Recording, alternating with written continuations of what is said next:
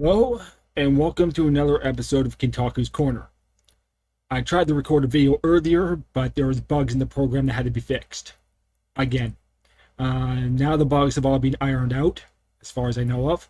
At least up to the point that I'm working in, and that's more or less everything.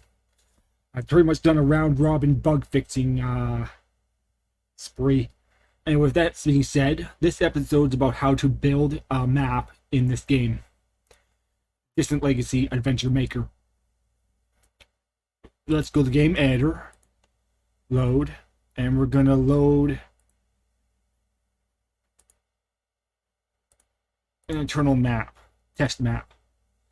This is the map I had built before I reached the bug point, which was map transition, and another bug, which was if any one of the player party was in a canoe, it would glitch.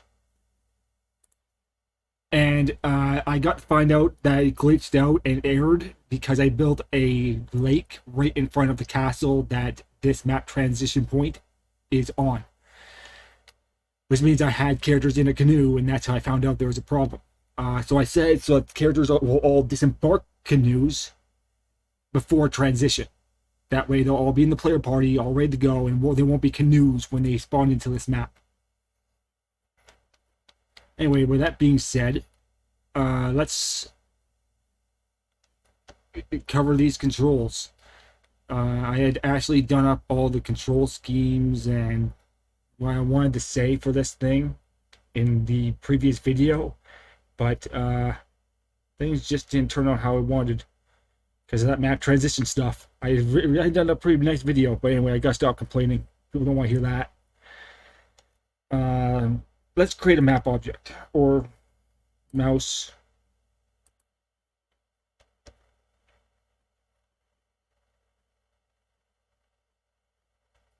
object list, add object.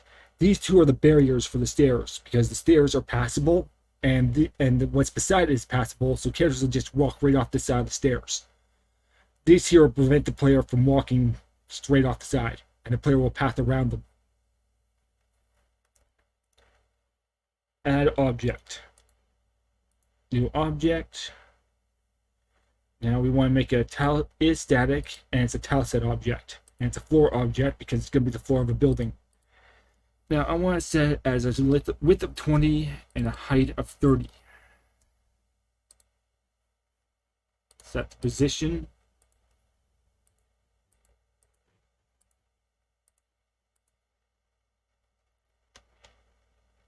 And then set what I want it to be for floor tiling.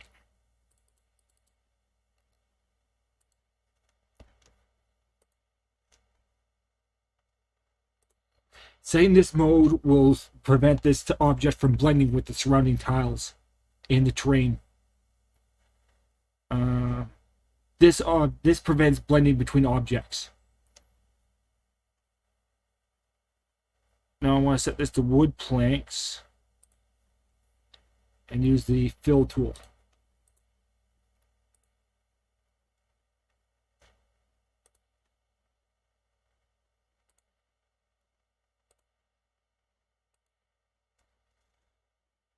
Now this here is the floor of an object. When it's set as a floor, you can walk on top of it and you won't clip through it like you do with objects that are set as not floors.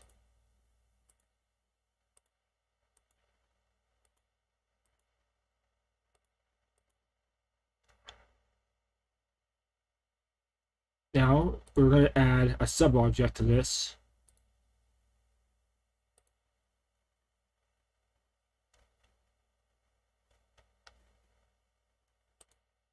And that's going to be the bottom wall. But I want to get creative with this and build it a unique shape. So I'm going to put this here. And I set the height to 30, so this needs to be 34. And I think that's about 5 wide, right?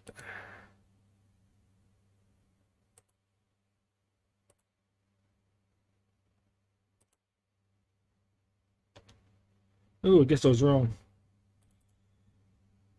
Let's say 8.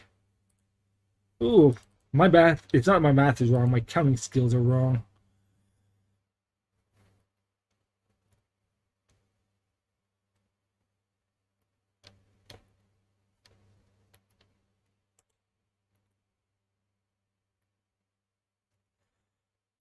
This is 35. Oh no, this is the right height.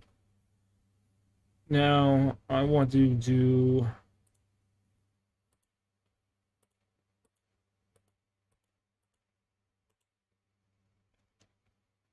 this.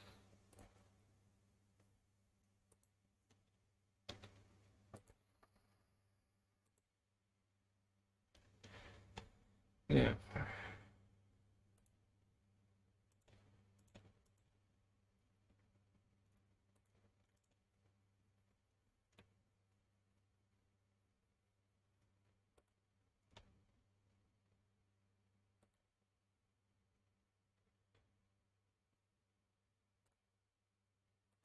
That wall.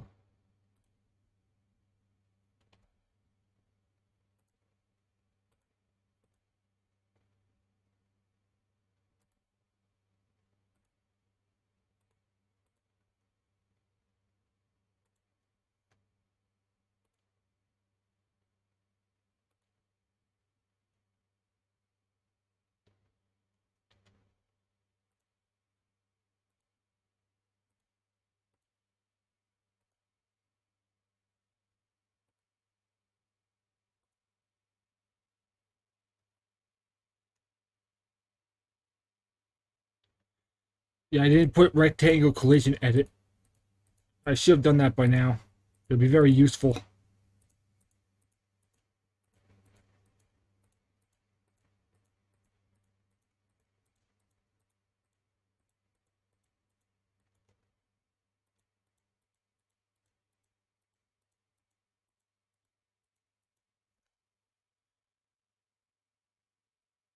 Now, what I've done is just define these all as non-passable tiles. So the player cannot walk on any of these, but they can walk behind these. So when the player walks up to this, they'll be stopped by these tiles. Not allowed to walk through these. It will not work in edit mode though, because edit mode is allows you to walk through everything.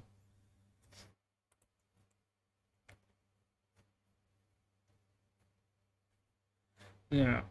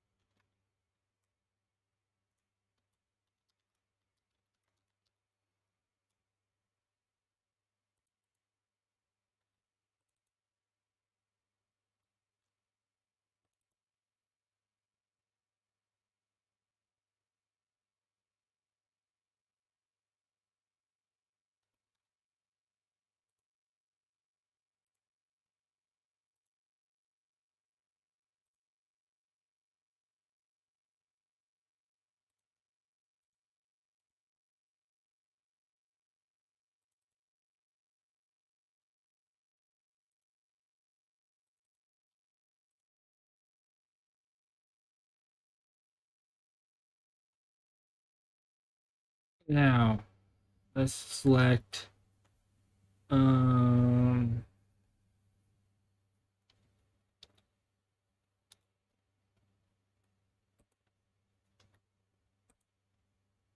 oh yeah, I forgot I'm still in position edit mode.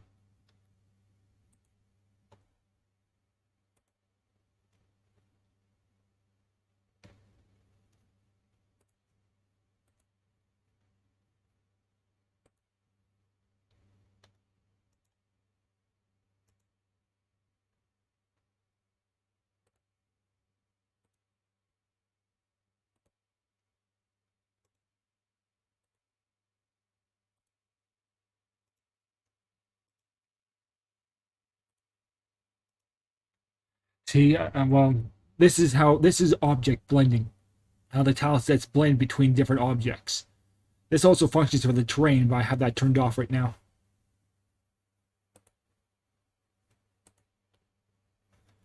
Now, collision edit. I really do hate it when I forget to turn off rectangle mode.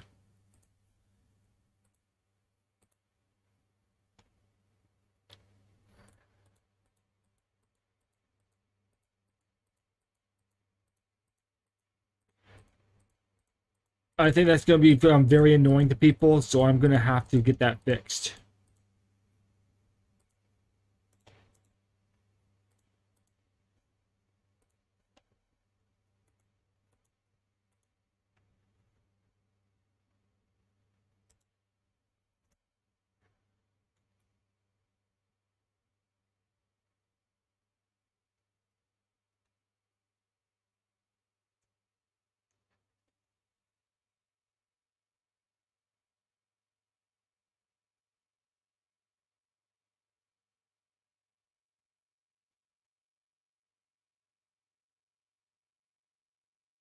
Okay, object list, add new.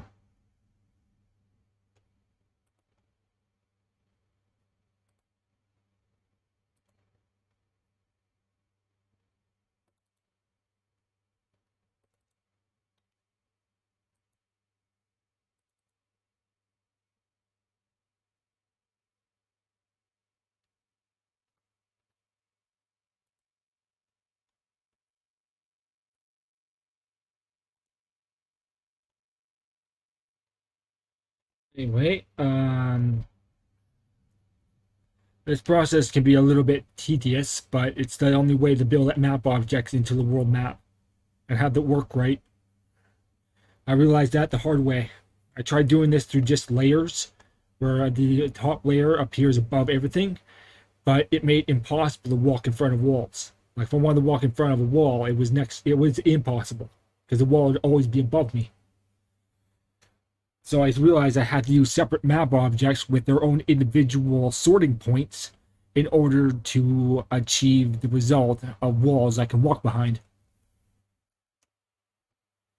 and in front of as well.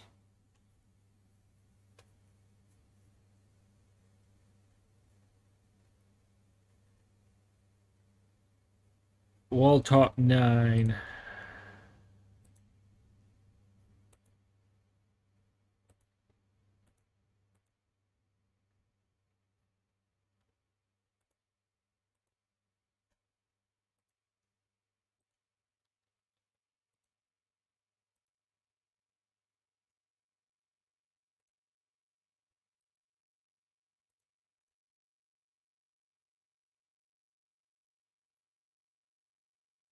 Afterwards, I'll show the map transfer technique, even though it's already been done. It won't harm anything. Now, let's gonna add transition or collision. Change that back to what it's supposed to be.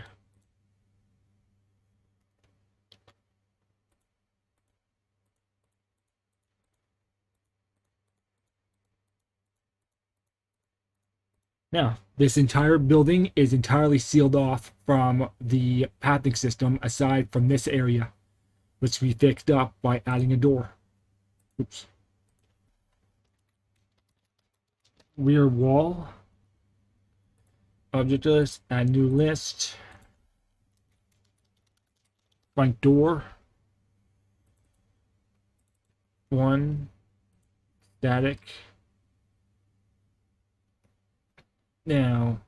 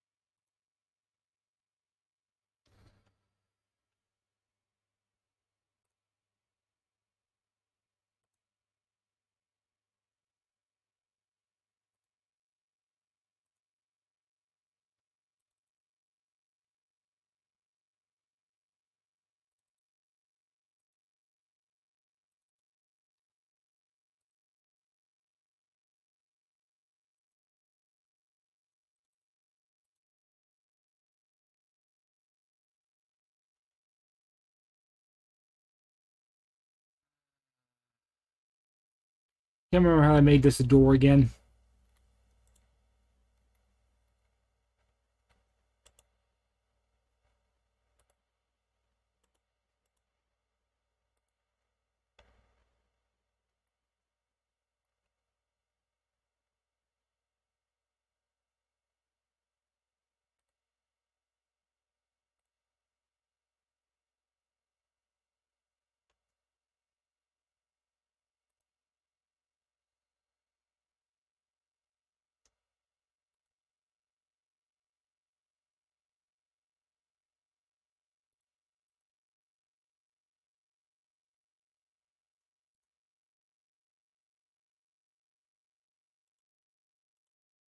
There, I have to set it to non-static.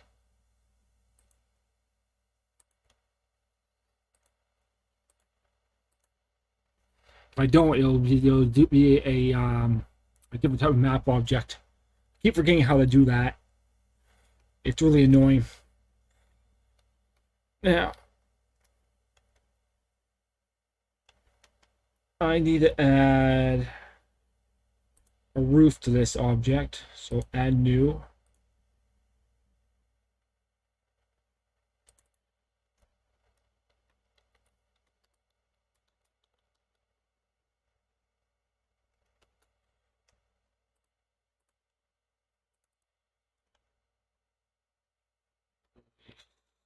Six and 20.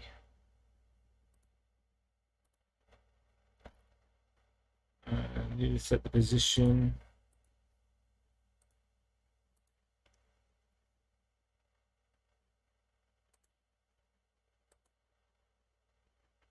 Now you have to make sure the roof is object position one tile lower than the building's origin point. Or it'll appear like this. Or like this. Now, make this 37. And then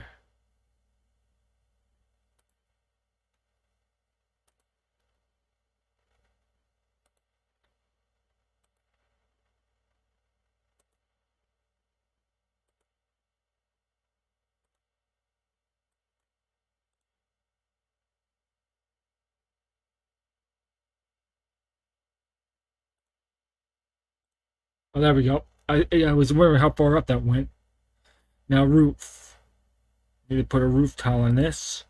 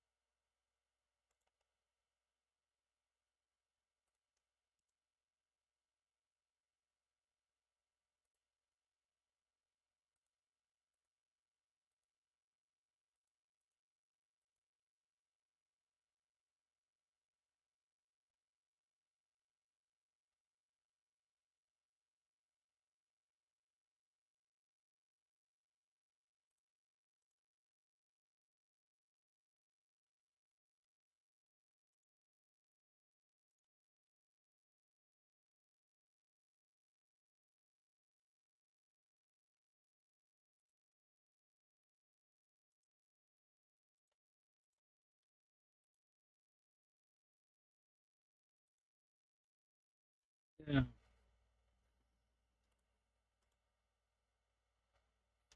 Remove roof, select move object, roof.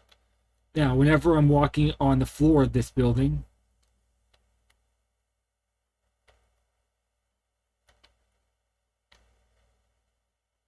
ugh, this shouldn't be doing this. It's only supposed to do this if the freaking... Okay, I get it now. I'm still inside the tile set. So it's still having the roof be on.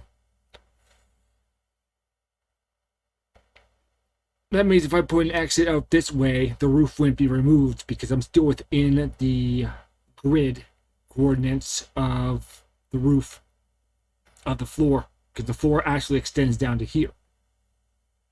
I removed this section of the floor's tiling so it doesn't trigger the turn. It doesn't trigger for turning it on, but it won't act as a trigger for turning it off either.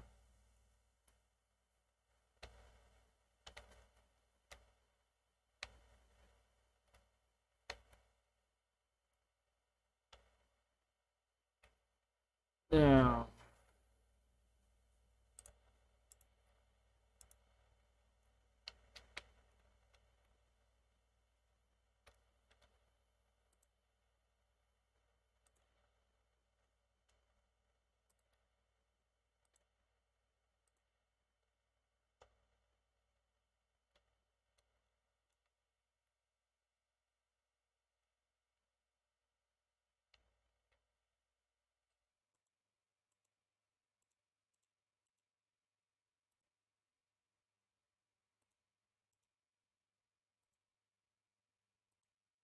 there, she's gonna make sure I clean up all the garbage and stuff there.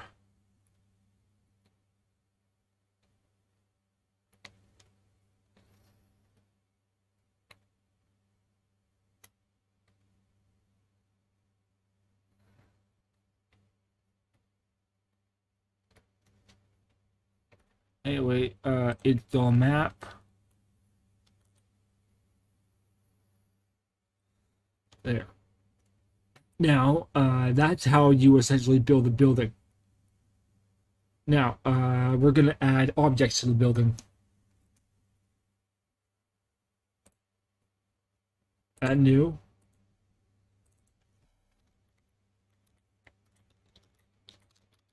Bookshelf.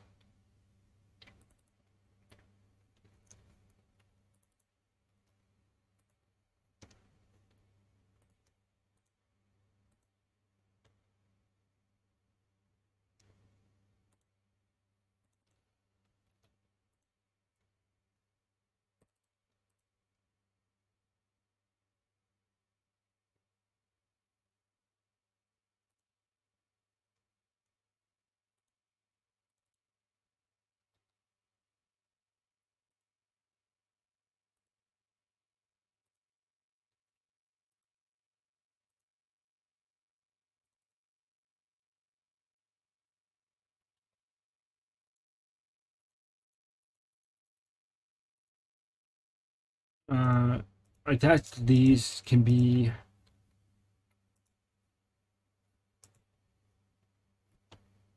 now you can attach items, switches, and monster nests to these. Monster nests will trigger a random encounter when found. Switches can operate other objects. Items are items, and the indexes are just the indexes for the object. That's these. That's the texture coordinates for the sprite that it's using in the texture atlas. Or I should say tile information, because it's not actually a sprite. This is a sprite. Now, we'll add another object.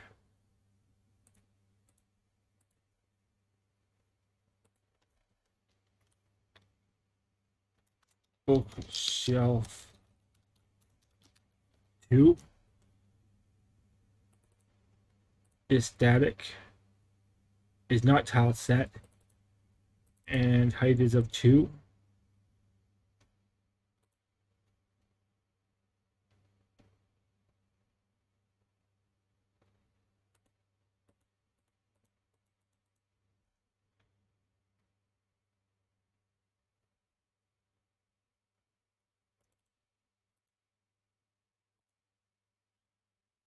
Now,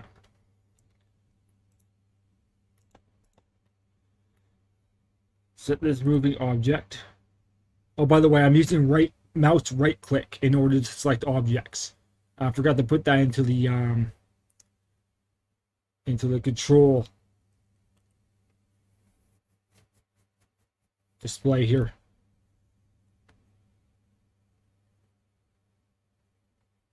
Now I want to set the moving objects and I want to set the positions.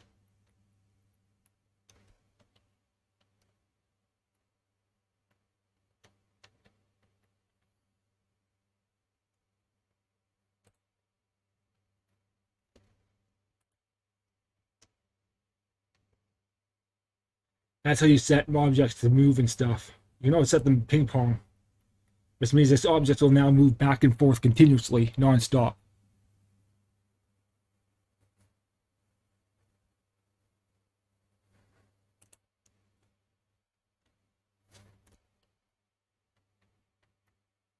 If not set the ping pong, it locks the player's party in position, so it can't move. So this get in the way of the object. Now, we're going to set a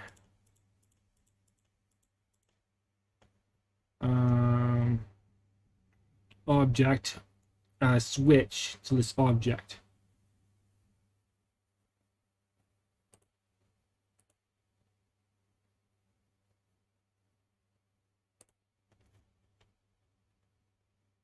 Switches, let's add a switch at the very end.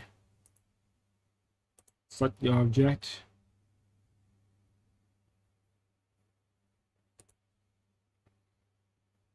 Shelf 2. Now when that switch is pressed, it will move this object. Now, install map. Save assets. And load map, example map 2.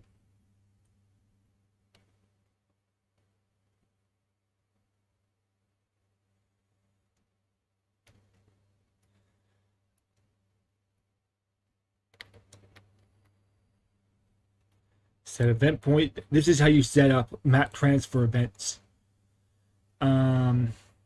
Set transfer to point. This is the map that you want to transfer to. You can change it if I don't want to. Now, when saying this, it'll then transfer you to this map and give you the option of setting the point on the other end, of setting the to point. Once here, you then set the tile.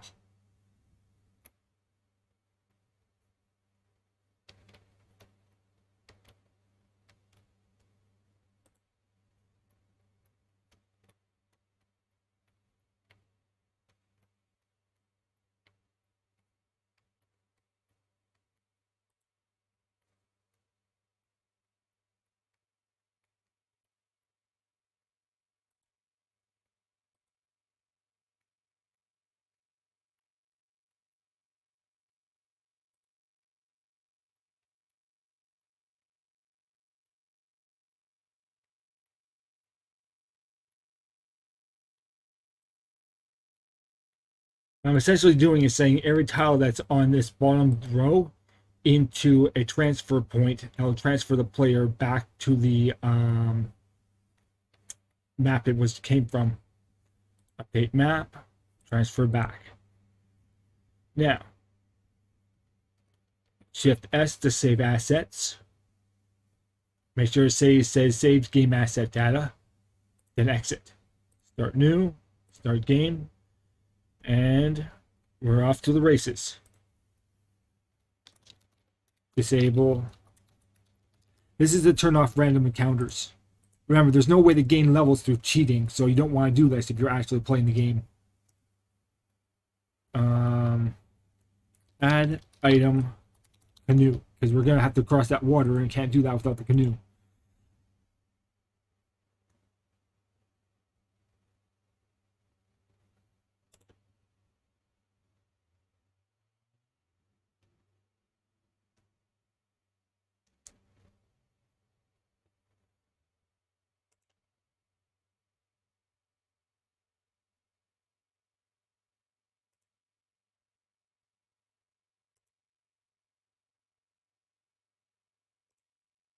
That was the last tile I had set, so that's why it teleports to there instead of there. So if I walk up on any one of the tiles I had set down below, it'll transfer me to there. However, I should have moved back to about here and set one of these tiles to the transfer point to saying to coming here. So I went up here underneath this banister thingy. Oh yeah, I can't path around that because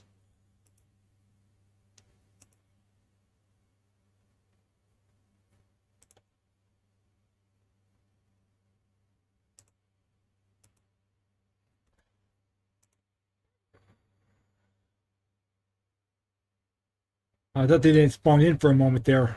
I was gonna have to make a new video. Well, I'm gonna have to make more videos anyway, but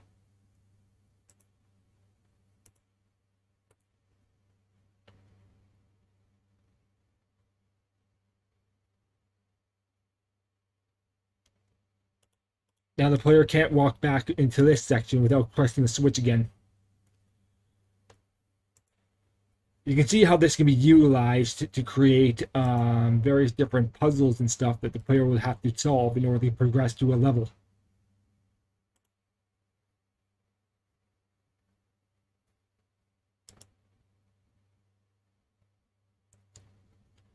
And that is about it for today's tutorial. Tomorrow I'll cover things like monster nests, character data editing, battle group editing, and stuff like that. I believe that this has been a pretty big eyeful, so I hope you all enjoyed the video. If you did, like and subscribe, and I'll see you in the next video. Have a great day.